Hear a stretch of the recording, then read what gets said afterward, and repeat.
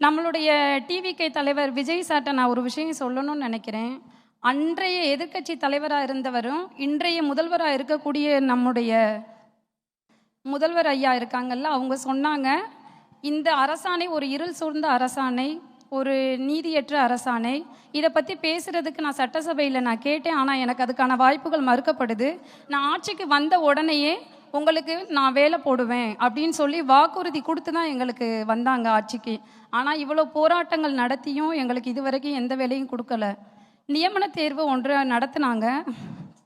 அந்த நியமன தேர்வு நடத்தும் போது படிக்கக்கூடிய சூழல் எல்லா பெண்களுக்கும் ஆண்களுக்கும் சரியாக இருக்காது.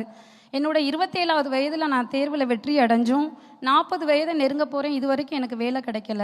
அதனால் நான் சுருக்கமாக என்ன சொல்ல வரேன்னா, தளபதி நம்மளுடைய 2026ஆம் ஆண்டு சட்டமன்ற தேர்தலில் வெற்றி அடைஞ்சு ஆசிரியர் தகுதி தேர்வில் வெற்றி பெற்றவங்களுக்கு நியமன தேர்வு என்ற 2வது தேர்வு முறையை ரத்து செய்யணும். அதை நான் தளபதி கிட்ட என்னுடைய கோரிக்கையாக நான் வைக்கிறேன்.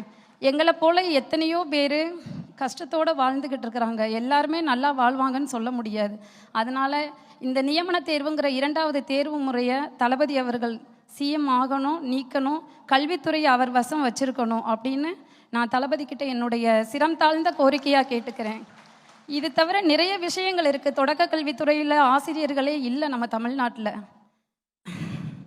ஒரு 1 முதல் 5 வரை இருக்கிற ஆசிரியர்களுக்கு இத்தனை தேர்வுகள் வைத்து எங்களை ரொம்ப வேதனை அடைய வைக்கிறாங்க.